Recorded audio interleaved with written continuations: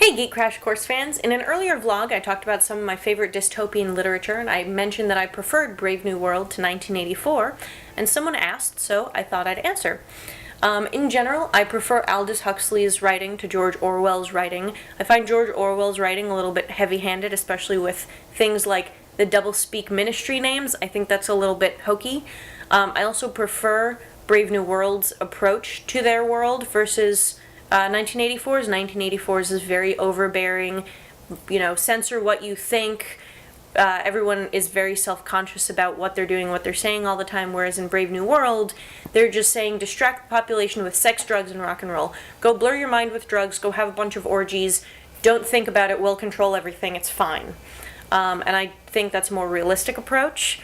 The ending of Brave New World I prefer to 1984 because John the Savage in Brave New World ends the story on his own terms. He hangs himself and it's depressing, but it's a dystopia, so there's not going to be a happy ending.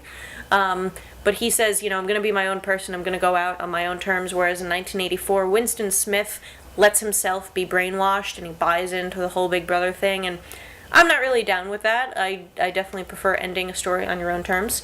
So let me know what you think. If you prefer Brave New World or 1984, if you agree with me, if you disagree with me, leave comments below, and I'll see you next time on Geek Crash Course.